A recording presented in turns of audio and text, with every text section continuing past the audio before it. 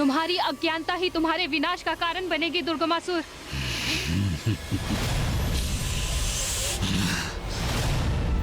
देवी, व्यर्थ है ज्ञान और उसकी महिमा का बखान। वेद की देवी। ज्ञान झुक गया मेरे बल के समक्ष, और देखो मैं ब्रह्मलोक में प्रवेश कर तुम्हारा हरण कर लाया, और अब मैं तुम्हें यही रखूंगा जहां तुम्हारा अस्तित्व ही नहीं रहेगा। धीरे धीरे धूमिल होकर विलुप्त हो जाओगी तुम, और वेद नष्ट हो जाएंगे। वेद नष्ट हो जाएंगे। मूर्ख असुर, यदि वेद नहीं रहे तो संसार से ज्ञान विलुप्त हो जाएगा। ज्ञान ही तो मिटाना है मुझे, जहां अज्ञान का प्रभाव हो। ऐसा संसार चाहिए मुझे, क्योंकि अज्ञानी जीवों पर शासन करना अत्यंत सरल होता है। इतना भी नहीं जानती ज्ञान के भंडार की देवी, वेद की देवी।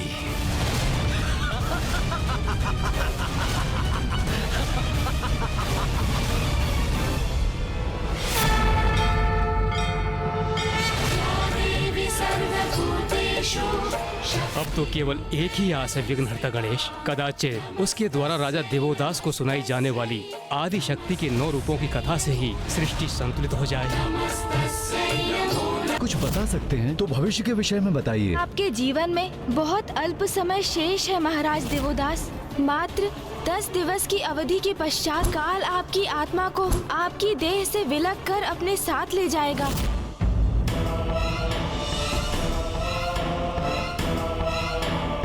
राजा देवोदास, आप स्वयं को प्रभावित होने से नहीं रोक पाएंगे। आपने पिताश्री को काशी से दूर कर माँ को कितनी पीड़ा पहुँचाई है। इस भूल का आभास आपको अब होगा, जब मैं आपको माँ के 9 रूपों की संपूर्ण कथा सुनाऊंगा।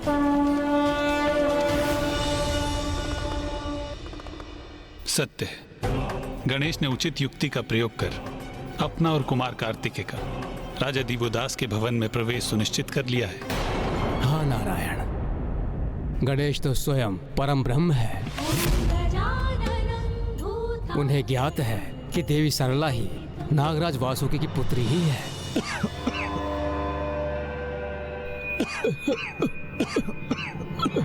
नारायण, गणेश जी और कुमार कार्तिकेय राजा दिवोदास के भवन में पहुंच तो गए, किंतु वो नवरात्रि के व्रत के लिए उन्हें सहमत कैसे कर पाएंगे?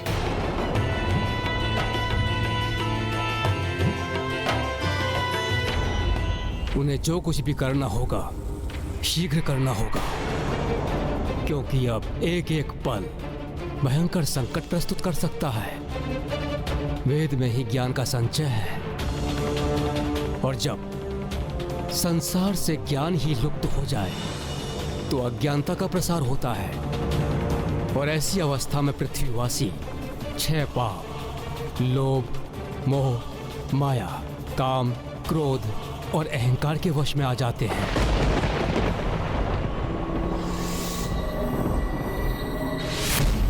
ओम देव शांति अंतरिक्ष शांति। ओम देव शांति अंतरिक्षम शांति। वनस्पतयः शांति शांति शांति वन। ये क्या? जिस श्लोक को मैं वर्षों से उच्चारित करता हूँ वो मेरे स्मरण से अकस्मात लुप्त कैसे हो गया? अब तो यही आशा है कि गणेश कोई युक्ति लगाकर राजा दिवोदास को व्रत के लिए मना ले, क्योंकि नवरात्रि की तिथियां तो कल से ही आरंभ है। अर्थात गणेश के पास केवल आज रात्रि का ही समय शेष है, क्योंकि व्रत और पूजन उचित समय पर उचित विधि विधान से ही होना चाहिए, अन्यथा उसका कोई सुफल प्राप्त नहीं होगा।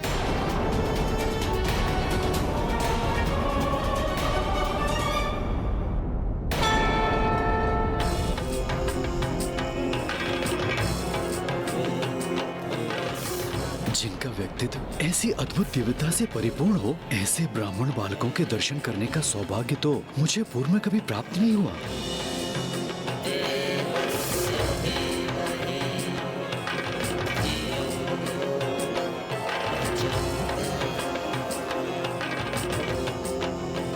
स्वामी, मेरे इन दोनों विलक्षण ब्राह्मण बालकों से संयोगवश माँ गंगा घाट पर भेंट हुई। दोनों अत्यंत ही विद्वान हैं और आज ही यात्रा करते करते काशी में प्रवेश किया है इन्होंने। विप्रगण, हमें अपना परिचय देने की कृपा करें। प्रणाम महाराज दिवोदास, मेरा नाम गुणेश है। और मैं इनका अग्रज कृतेश हूँ।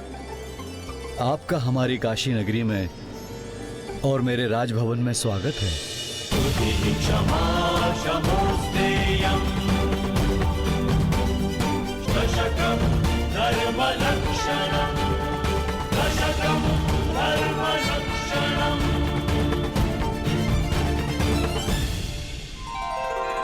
वैसे विद्वान के दर्शन को ही श्रेष्ठ माना गया है, किंतु यदि आप मुझे ज्ञान रस के पान की अनुमति दें तो मेरा परम सौभाग्य होगा। ब्राह्मण देवता, मेरे स्वामी को भी उनके कुछ अतीत के बारे में बताइए ना। अवश्य माता।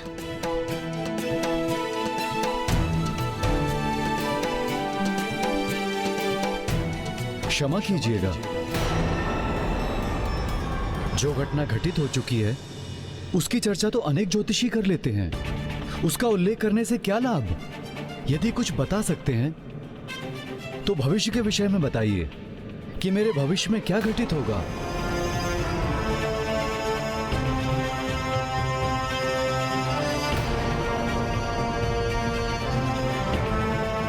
महाराज दिवोदास, मैं तो आपको आपके भविष्य से परिचित करवा सकता हूँ, किंतु क्या आप में इतना सामर्थ्य है कि आप मेरे वचन सुन सकेंगे? क्योंकि बहुत संभव है कि आपको मेरी भविष्यवाणी अप्रिय प्रतीत हो, आपका मन उससे आहत हो जाए, क्योंकि कुछ सत्य सत्य होते हुए भी प्रियकर नहीं होते। ब्राह्मण देवता, मैं सदैव धर्म का पालन करता हूँ, और जो धर्मनिष्ठ होते हैं उनकी तो सत्य में भी अपार निष्ठा होती है। इसलिए जो कहना चाहते हैं निसंकोच कहें। एक बार पुनः विचार कर लीजिए महाराज। मैं आपसे पुनः निवेदन कर रहा हूँ, आप जो कहना चाहते हैं निसंकोच होकर कहें।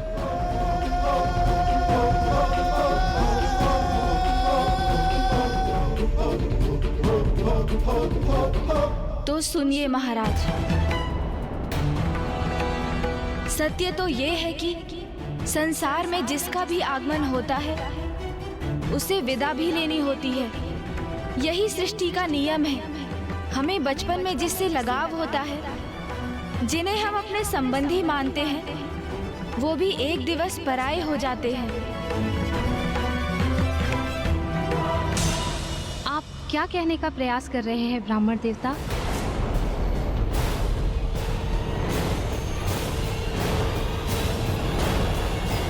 यही कि आपके जीवन में बहुत अल्प समय शेष है महाराज देवोदास।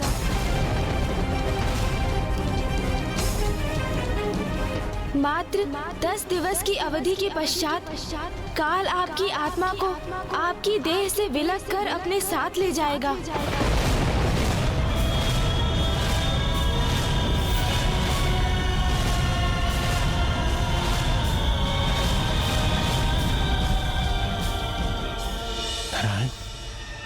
ये प्रथम पूज्य गणेश जी ने ये कैसी घोषणा कर दी?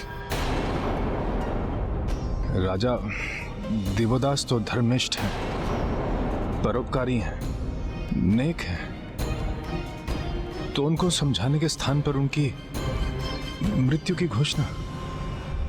प्रथम पूज्य गणेश जी कुछ भी अनुचित नहीं कर सकते, किंतु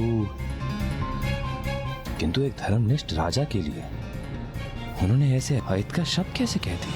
गणेश ने केवल वही कहा जो महागणाधिपति की इच्छा थी। उन्हीं की इच्छा शब्द बनकर गणेश के मुख से प्रकट हुई है।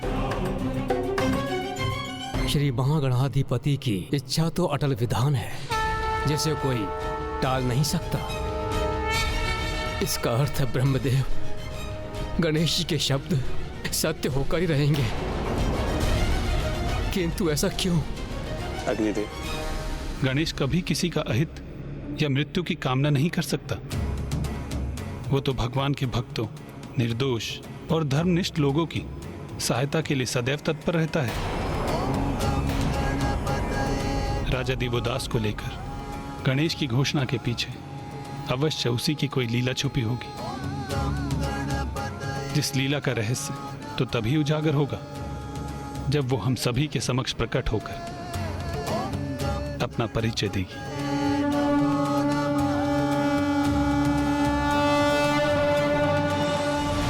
बस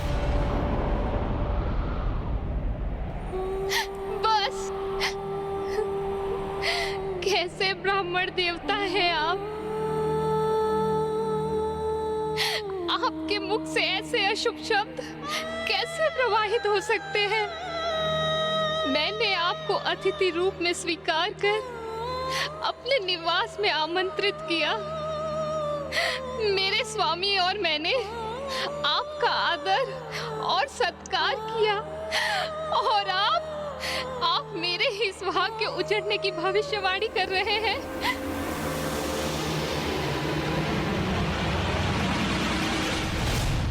माता, मेरा विश्वास कीजिए, मैंने जो भी कहा वो किसी दुर्भावना के कारण नहीं कहा। मैं तो मात्र ज्योतिष विद्या का ज्ञानी एक ब्राह्मण हूँ, और मेरी विद्या ने मुझे यही कहने के लिए प्रेरित किया। किंतु ये भी तो संभव है कि आपकी विद्या उचित आकलन ना कर सकी हो, आपसे ही कोई चूक हुई हो। नहीं माता,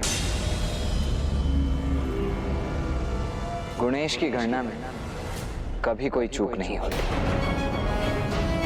इसीलिए उसने आपको पूर्व में ही सचेत किया था कि जो वो कहने जा रहे हैं कदाचित उसका श्रवण आपके लिए असहनीय हो। किंतु माता, आप इतनी व्याकुल क्यों हो रही हैं?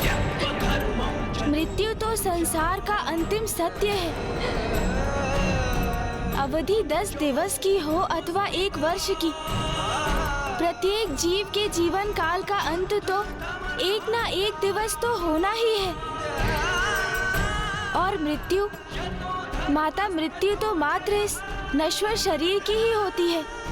आत्मा तो अजर अमर है, जो संसार में कर्म करने आती है, और आयु पूर्ण होते ही वो इस नश्वर शरीर का परित्याग करने पर विवश हो जाती है, और अपने जीवन में जिन भी कर्मों का संचय वो आत्मा करती है वही उसके साथ जाते हैं।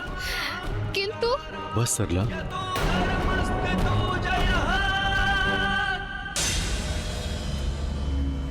ब्राह्मण देव, मैं आपकी भविष्यवाणी सादर नकारता हूँ।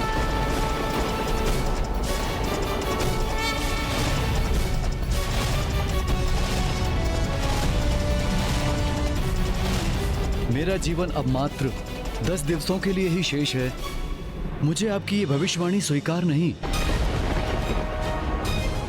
और मैं अपने कथन को प्रमाणित करने हेतु आप दोनों को 10 दिवस के लिए अपने राजभवन में मेरा आतिथ्य स्वीकार करने का निमंत्रण देता हूँ।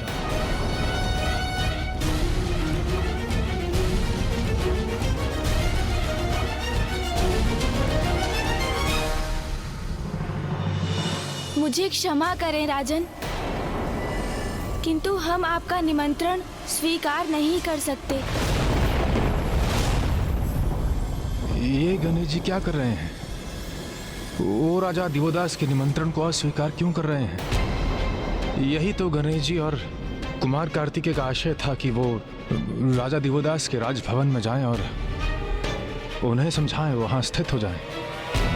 किंतु वो ना क्यों कर रहे हैं?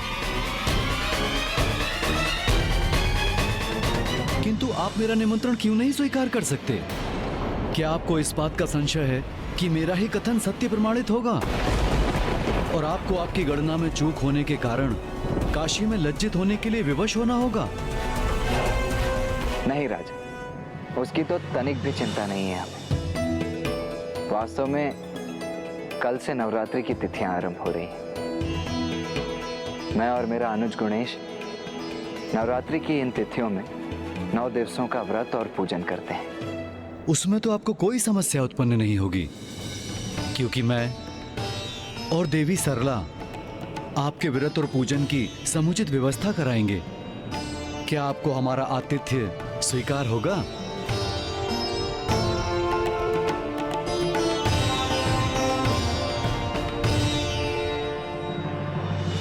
नहीं राजन, हमें तब भी आपका निमंत्रण अस्वीकार ही करना होगा। हम यहाँ पर व्रत और पूजन नहीं कर सकते। किंतु क्यों नहीं ब्राह्मण देवता? आप यहाँ पूजन क्यों नहीं करेंगे?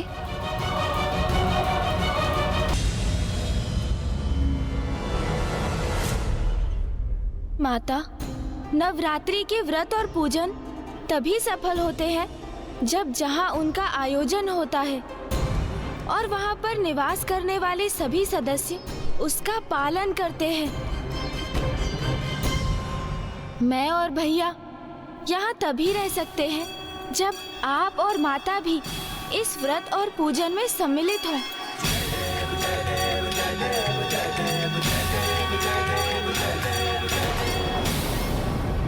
किंतु मैं और गुणेश आपको ये व्रत रखने के लिए विवश तो नहीं कर सकते।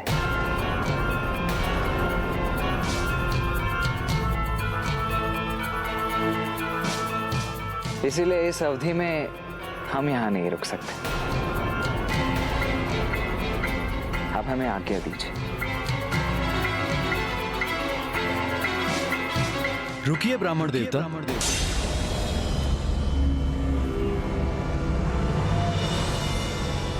अतिथियों की इच्छा हमें शिरोधार्य है।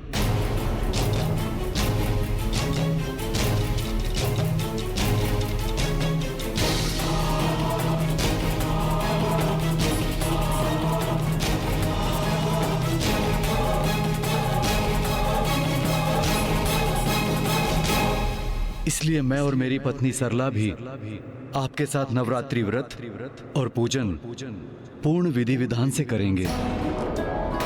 ये तो अति उत्तम होगा। इस प्रकार तो ये 9 दिवस बड़ी सहजता से व्यतीत होंगे। और इसके उपरांत आपके भविष्यवाणी की भी परख हो जाएगी। तो उचित है महाराज। कल से व्रत और पूजन के साथ हम आपको माँ के 9 रूपों की कथा भी सुनाएंगे। किंतु ब्राह्मण देवता, हमें व्रत रखने के लिए 9 रूपों की कथा सुनने की क्या आवश्यकता है? क्योंकि जैसे जैसे आप प्रत्येक कथा सुनेंगे तो आपको स्वयं अपने प्रश्नों के उत्तर प्राप्त हो जाएंगे और आपको ये भी ज्ञात हो जाएगा कि क्यों शेष है 10 दिवस आपका जीवन। क्या आप अपने जीवन के इस सत्य को स्वीकार कर सकेंगे? उचित है ब्राह्मण देवता। हमें आपकी भविष्यवाणी पर विश्वास हो अथवा नहीं, हम आपकी दिव्यता का मान अवश्य रखेंगे और आपकी आज्ञा अनुसार हम इस पूजन की समस्त व्यवस्था करेंगे और आपके आदेशों का पालन करेंगे। माता, महाराज, देवी की स्थापना कल प्रातः होगी। अब हमारी आपसे भेंट कल भोर में ही होगी।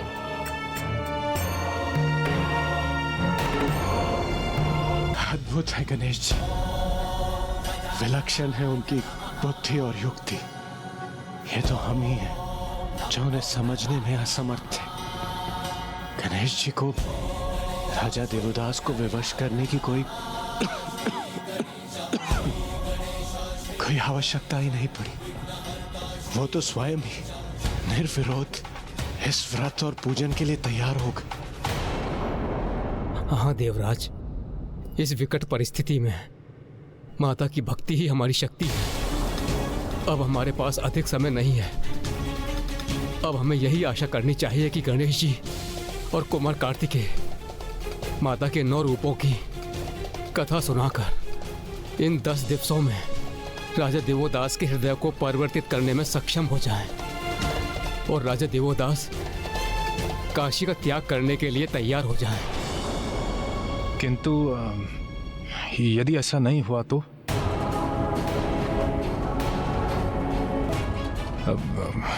यदि दुर्गमासुर और भी कोई नीचता कर गया तो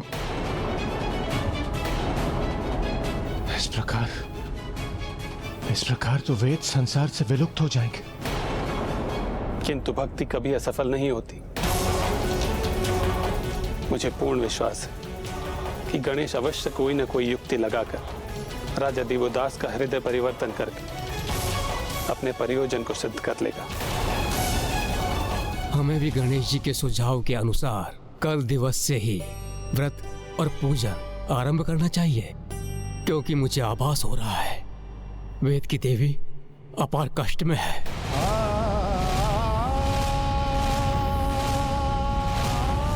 हे माता, रक्षा करें। और उनकी पीड़ा में निरंतर वृद्धि हो रही है।